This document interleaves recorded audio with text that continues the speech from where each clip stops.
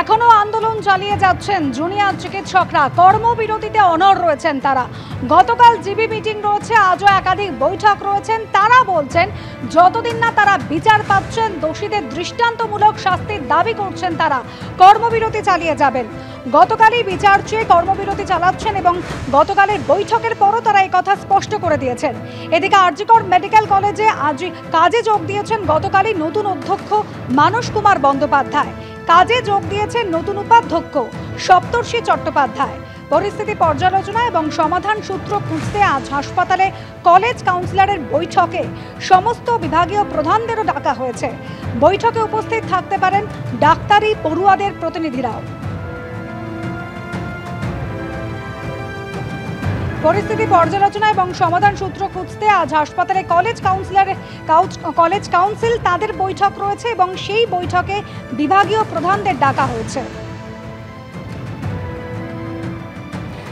RG Kar medical college হাসপাতালে আজ শুক্রবারে এমার্জেন্সির সামনে দাঁড়িয়ে 2 সপ্তাহ আগে ঠিক এরকমই শুক্রবার এই এমার্জেন্সি বিল্ডিংয়ের 4 তলায় চেস্ট ডিপার্টমেন্টে এক পিজিটির মৃতদেহ উদ্ধার হয়।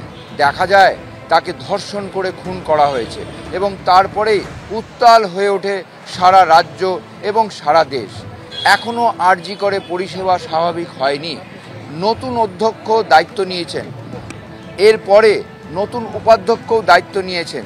আজকে যেটা জানা যাচ্ছে হাসপাতাল সূত্রে যে নতুন অধ্যক্ষ কলেজ কাউন্সিলের বৈঠক ডেকেছেন। সেই কলেজ কাউন্সিলের বৈঠকে যেমন বিভাগীয় প্রধানরা থাকবে, তেমনই থাকবে পড়ুয়া আন্দোলনরত ছাত্রদের প্রতিনিধি। এবং যেটা জানা যাচ্ছে হাসপাতালে পরিষেবা স্বাভাবিক কীভাবে করা যায় সেই নিয়েই কলেজ কাউন্সিল বৈঠকে একটা পথ খুঁজে বের করার চেষ্টা করা হবে। তবে মোটের ওপর আন্দোলনরত ডাক্তাররা তারা গতকাল জিবি মিটিং করেছেন এবং তারা জানিয়েছেন যে এই যে হত্যা, এই যে ধর্ষণ এবং এই যে অন্যায় হয়েছে তার নির্দিষ্ট বিচার তারা চাইছেন। যারা দোষী তাদের প্রকৃতভাবে সকলকে চিহ্নিত করে শাস্তির প্রক্রিয়া শেষ না হলে তারা আন্দোলন চালিয়ে যাবেন এবং নন এমার্জেন্সি সার্ভিসে সিজ ওয়ার্ক চলবে। তবে সারা দেশের পরিস্থিতি অনেকটাই আলাদা।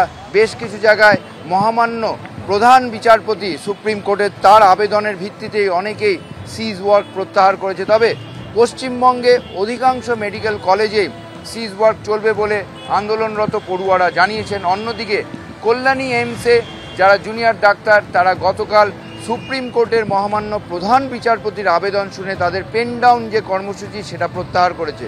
মোটের ওপর আজকে এই আরজিকর মেডিকেল কলেজ হাসপাতালের পড়ুয়াদের বক্তব্য যে একদিকে তারা আন্দোলন চালিয়ে যাবেন, অন্যদিকে দুপুরবেলা তারা যাবেন সিবিআইয়ের রাজ্য দপ্তরে। সেখানে গিয়ে তাদের যে মনোভাব তদন্ত নিয়ে কিভাবে এগোচ্ছে, তারা কি চাইছেন, তাদের কি মনে হচ্ছে সেগুলো ব্যক্ত করে আসবেন। ক্যামেরায় সুমন হালদারের সঙ্গে ঝিলম করঞ্জাই, এবিপি আনন্দ, কলকাতা।